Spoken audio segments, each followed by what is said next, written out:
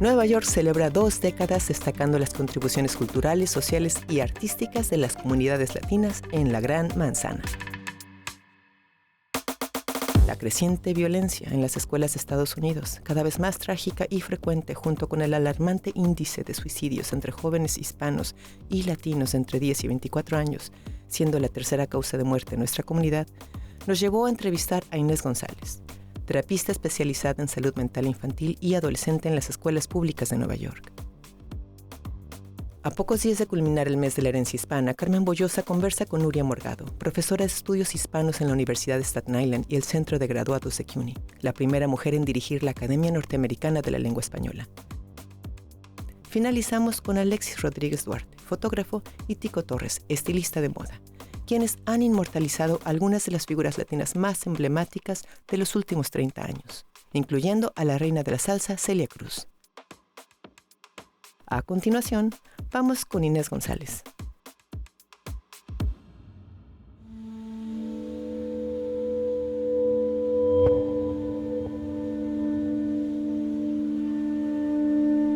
My name is Inés González. I work for the Department of Education in Castlebridge School in Washington Heights. And I am the social worker here at the school. I think my family left Uruguay because of a dictatorship, and we were disconnected from our family back home.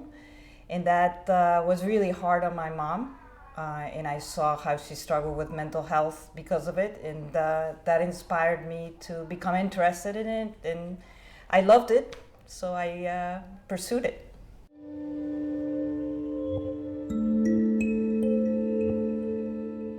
I think, it's a stigmatized profession. I think people feel that you have to really be struggling and you have to be crazy to access mental health services, but it really can be a preventive service. It can really help people deal with regular life struggles, and also it affects your physical health, your mental health. So that's something that now we know a lot more, but maybe the public in general doesn't understand the connection between the body and mental health, and I would love for people to learn a little bit more and how that's part of your taking care of yourself and your body as well. I love working with children. They're really full of hope. I love their perspective. I love to see the world the way they see it, understand problems the way they see it. For me, it's really, it's fun, but it's also a lot of mental work. Sometimes it looks like you're just playing, and I'm sure people from the outside is like, well, you're just playing with them, but there's a lot that goes to it in your mind as you're thinking. I like that challenge. I like thinking about the children's perspective on how they make sense of the world, especially now with so many complex problems and how they make sense of it.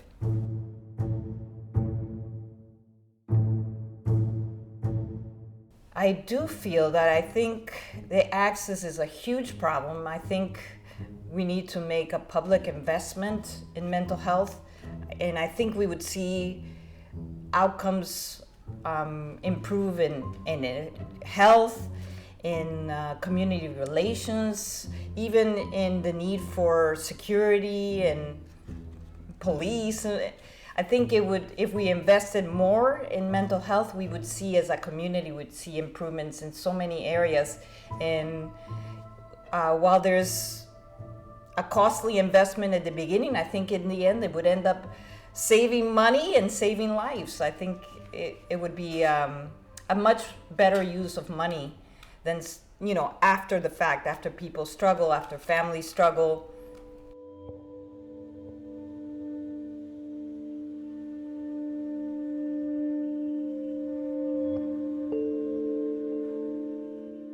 There is a crisis.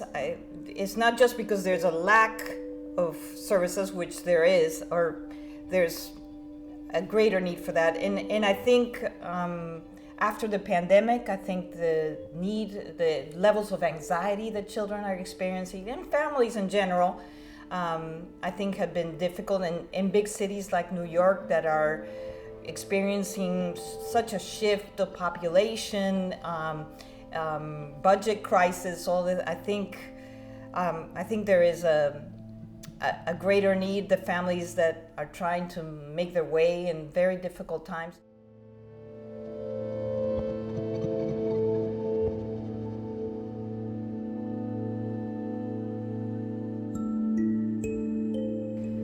I think you can easily see it by the long waiting lists.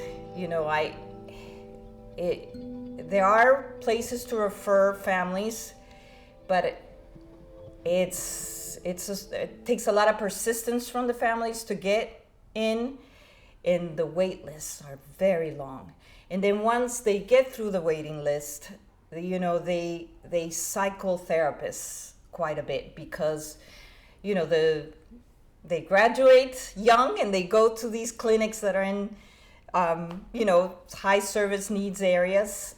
And then, you know, 6 months later, they finish their internship and they go, and then somebody new comes in. So that's how it becomes obvious. You see that people struggle to access it. Even you overcome the barrier that families may have some stigma about mental health, then they decide to do it, and then it's very hard to get in. So sometimes they give up. So that's how you know the need is great. Sometimes it's very hard.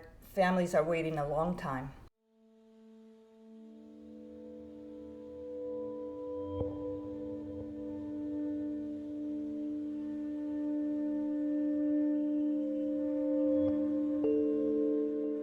You know, could really start with the universities, especially in the New York City area.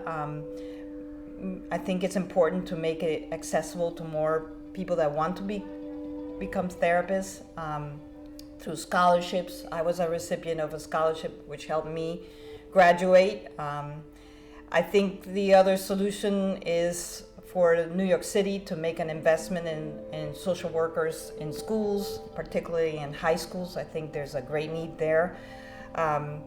And it would be great to have more collaboration with some of the community providers, agencies. Like we have in our building, Columbia Presbyterian has a room here right on our floor, which is very convenient.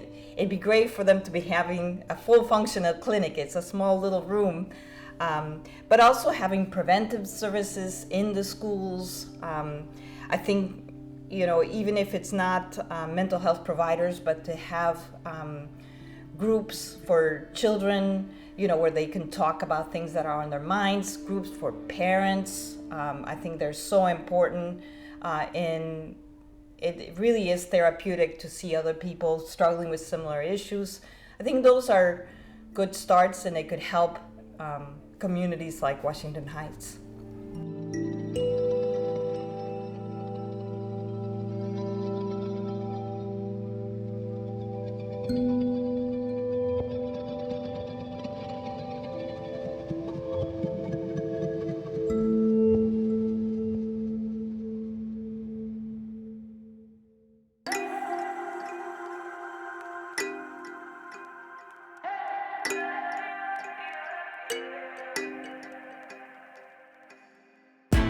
Quiero invitar a todas las mujeres latinas que pueden votar este noviembre para que lo hagan. Cuando las mujeres latinas votamos, vota toda nuestra comunidad. When we get the women committed to voting, they really set the standard for the entire family.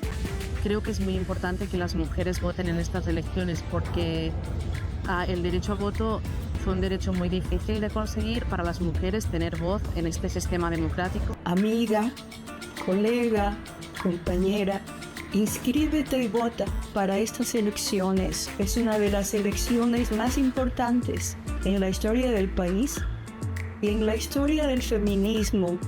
As they say, that our vote is our voice. And our vote is our power that we have. Y en estas elecciones están en juego derechos muy importantes como el derecho al aborto. Votamos porque nuestra cultura sea apreciada y sea respetada. Votamos porque haya acceso a la salud de muchas mujeres que en este momento están en riesgo. Voting is the lifeblood of our democracy. Inscríbete y vota. Unidas, jamás seremos vencidas. Votar para mí como mujer es importante porque mi hogar es ahora aquí. Nuria Morgado comparte su pasión por las lenguas, especialmente el español, su amor por la literatura y su reciente nombramiento como directora de la Academia, un cargo que nunca antes había sido ocupado por una mujer. Bienvenidos a Nueva York. Soy Carmen Boullosa.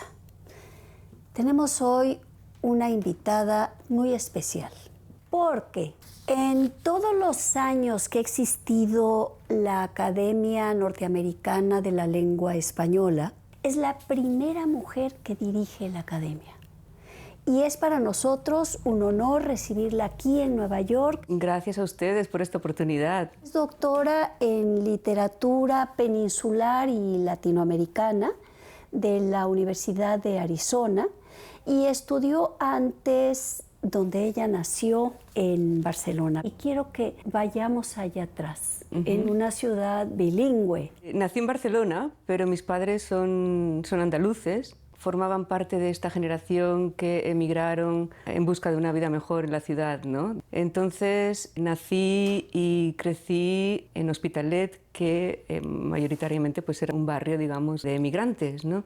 En casa no se hablaba catalán. El catalán luego ya vino después, cuando ya se empezó a enseñar en las escuelas, ya después de la muerte de Franco. Y después estudié periodismo en la Universidad Autónoma de Barcelona, entonces ahí sí que pude aprender e integrarme más en la cultura catalana. Tu llegada a Estados Unidos fue a Arizona. Sí, y el choque fue brutal, porque llegué a Tucson, desierto, y estoy hablando de hace ya 32 años, es decir, ahora vas a Tucson y la cosa ha cambiado porque ha crecido, etc. Pero hace 32 años era desierto. Hubiera podido aterrizar en Marte y hubiera sido la misma impresión, ¿no? La población hispana era de un 30%. Y al llegar a Tucson quería seguir haciendo periodismo, pero me di cuenta de que no podía empezar yo a hacer periodismo en Tucson, Arizona, ¿no? Con mi entrenamiento de la Universidad Autónoma de Barcelona, etcétera, etcétera, etcétera. Y empecé a trabajar en Telemundo, pero como account executive. Entonces yo vendía 30 segundos de aire. Es lo que vendía, no era nada tangible, eran 30 segundos de aire, ¿no? Entonces así logré una buena cartera de clientes hispanos y también no hispanos, pero me di cuenta ahí, ¿no? de la importancia de esa comunidad hispana, ¿no? Y de todo lo que podía aportar y de la variedad tan fantástica que existía culturalmente y lingüísticamente hablando, ¿no? Y ya que estabas ahí, ¿por qué entraste a estudiar literaturas? Siendo novelista, no sé si hubieras seguido con la carrera que has seguido. Otra buena pregunta. Muchas veces la vida te pone la realidad por delante y hay que elegir, ¿no? Entonces, como digo, yo empecé trabajando para Telemundo para traer dinero. Luego me di cuenta que los negocios no eran lo mío. Entonces tenía esta crisis, ¿no? De decir, ¿qué he hecho yo para merecer esto? ¿Dónde estoy? Pobrecita, sí, qué espanto. Y entonces, pues quería seguir estudiando, pero no quería hacer una maestría en periodismo. A mí siempre me han gustado mucho los libros, la literatura. Yo leía, cuando era pequeña, me leía un libro al día. Entonces me di cuenta de que yo quería hacer algo con la literatura. ¿Cómo fue tu entrada a ya no estar de aquel otro lado del pupitre en una escuela pública, ahí en Staten Island, trabajar con los alumnos? Ha sido una experiencia, y está siendo una experiencia enriquecedora a muchos niveles. Y tengo el orgullo de decir que trabajo para la City University of New York, que es la universidad pública. ¿Y por qué es importante? Porque, bueno, algunos de nuestros estudiantes pues son estudiantes que no tienen a lo mejor muchos recursos para irse a alguna universidad privada, pero quieren mejorar sus vidas, y la educación es la manera de mejorar las vidas de cualquiera, ¿no? La educación. Y muchos de ellos inmigrantes. O hijos de inmigrantes. Muchos de ellos, casi todos, ¿no? Emigrantes, hijos de emigrantes, y algunos de ellos de primera generación que van a la universidad.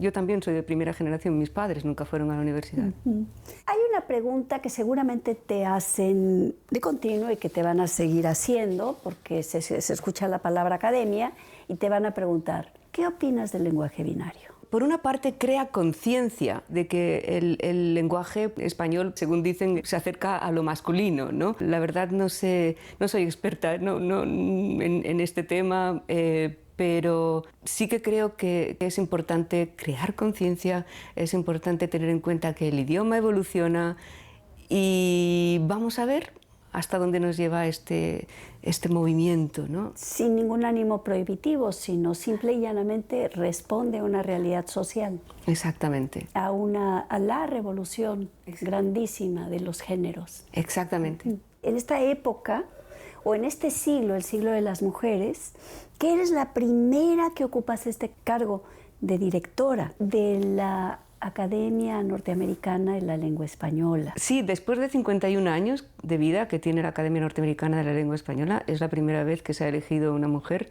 como directora, entonces es un orgullo. ¿Y qué significa? Pues yo creo que es importante porque significa que está habiendo una apertura, ¿verdad?, hacia la igualdad de género, porque siempre ha estado dominado más bien por hombres, ¿verdad? Entonces se está viendo esta apertura. Y la academia, que siempre brilla y de esplendor, ya no solo a la lengua, o en realidad no a la lengua, se la da a la cultura. A la cultura, ¿no? Exacto, para que nos sintamos orgullosos, ¿verdad?, de nuestra herencia hispana y orgullosos de ser bilingües. Y la riqueza, ¿no?, que nos da. Que nos da esta cultura a la que pertenecemos. La enorme carga de la memoria y la diversidad, como dijiste tú con toda claridad. Exacto, gracias. Y por último, ¿qué es para ti Nueva York? Oh, Nueva York. ¿Cómo poder decirlo en unas palabras o en pocas palabras, ¿no? Yo ahora mismo, si me tuviera que ir a algún otro lugar, no podría. Es decir, Nueva York para mí ahora mismo es, digamos, el centro del mundo, toda la riqueza cultural que nos da esta ciudad, y humana también. Yo he tenido experiencias maravillosas, ¿no?, aquí en Nueva York, y pues me ha dado la oportunidad de desarrollarme profesionalmente y personalmente. Así que Nueva York para mí ahora mismo es mi ciudad. Muchísimas gracias, Nuria Morgado. Mil gracias por acompañarnos. Gracias a ustedes por estar con nosotros hoy aquí. Soy Carmen Boullosa. Esto es Nueva York y hasta la próxima.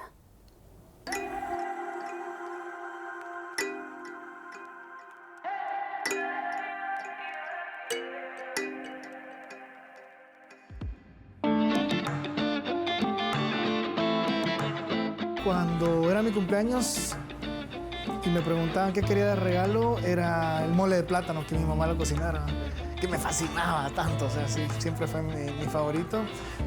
Porque es bien curioso también que es el único mole que tenemos nosotros, ¿no? O sea, no hay otro mole, no hay mole salado, ¿no?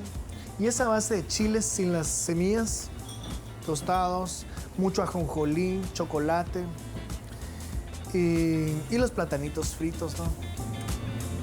Nosotros hacemos la versión con el platanito frito.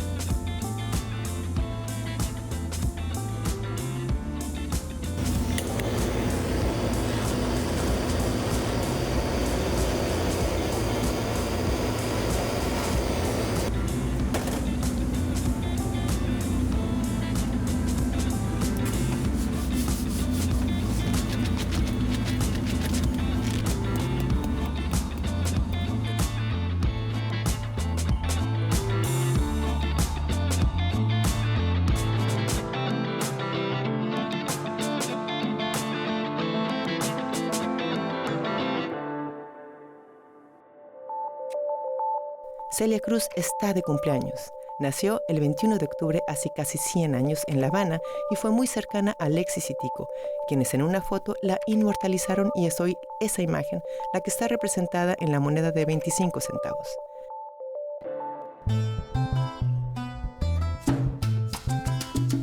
nombre es Alexis Rodríguez Duarte, soy autor y fotógrafo.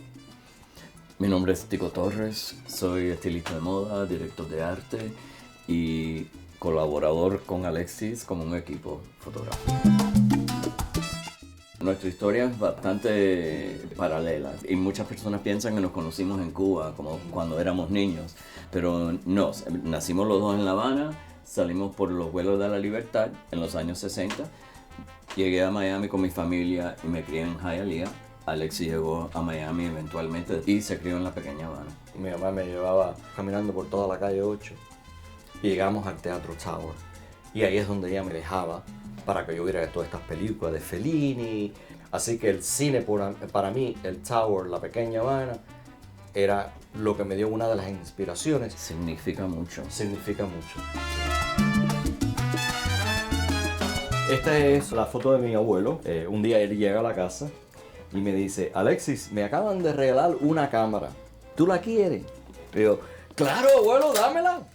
Y ahí empecé a tirar fotos de la familia y todavía la tengo. Y todavía trabaja.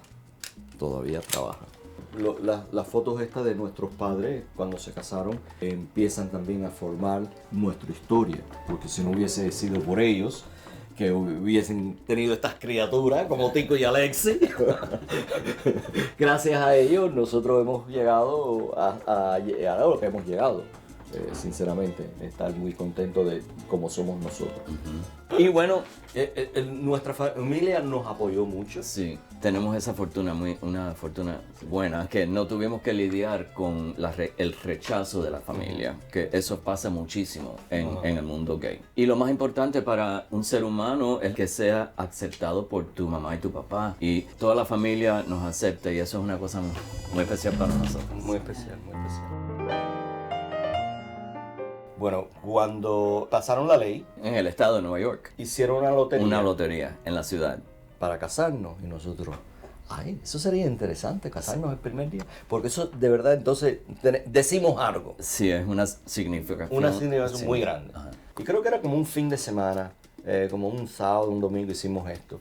Y el jueves nos llaman. Y nos dice, se ganaron la lotería.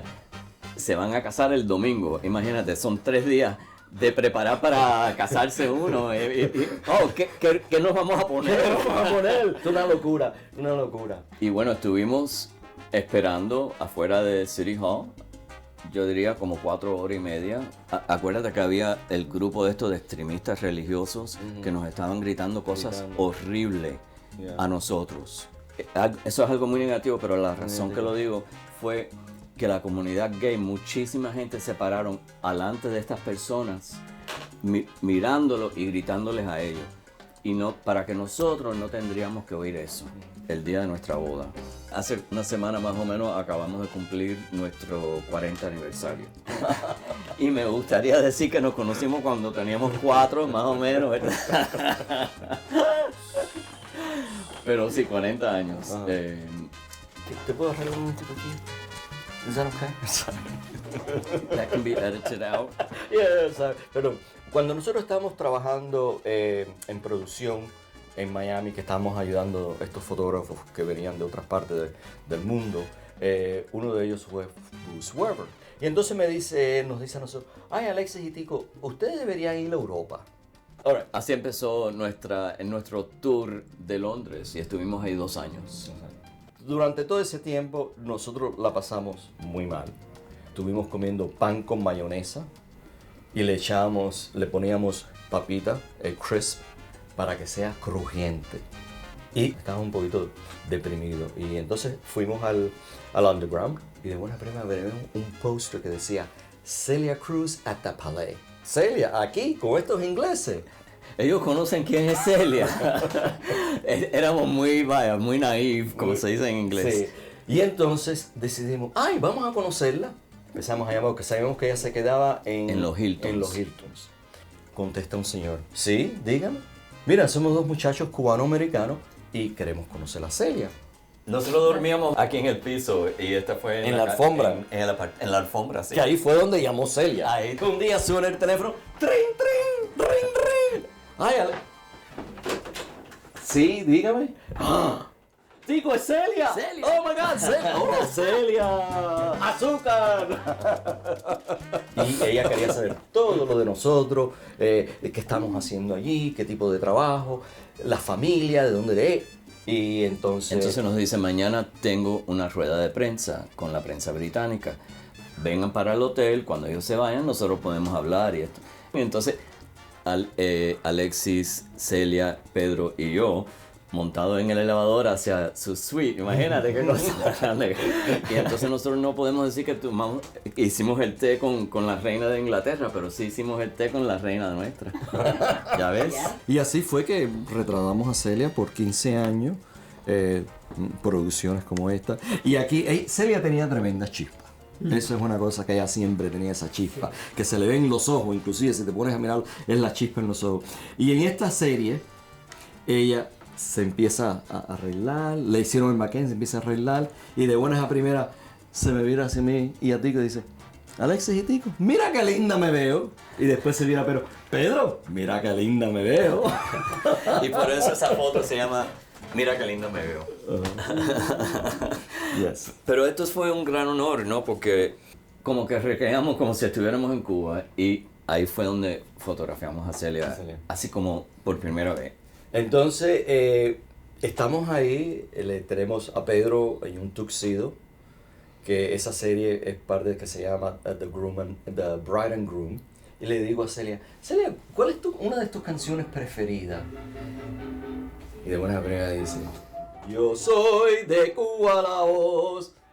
Oh my God, Guantanamera. Empieza a cantar Guantanamera a capela. Nosotros nos criamos con la voz de Celia.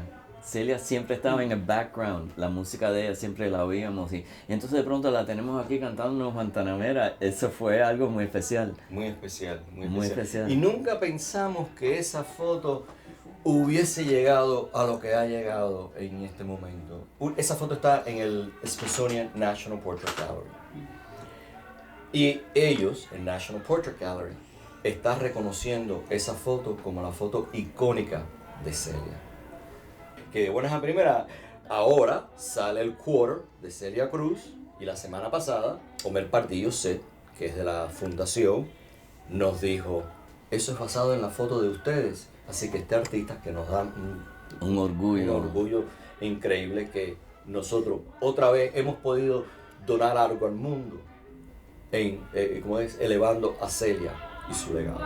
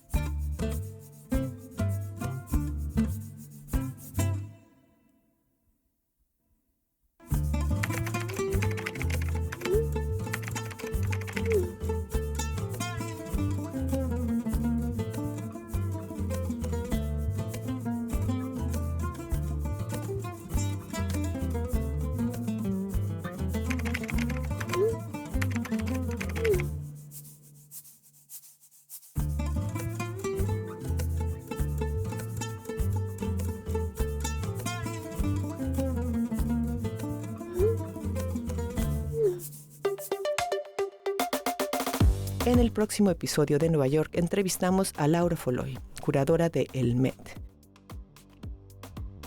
Rafa Sánchez, el nuevo director de Repertorio Español. Y visitaremos el gimnasio El Maestro en el Bronx. Hasta la próxima.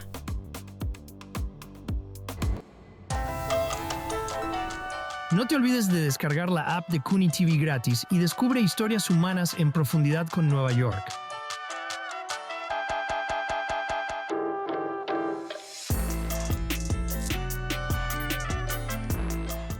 Todos los pueblos de habla hispana en el mundo entero están representados en Nueva York.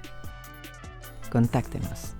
tv.cuni.edu/Nueva York.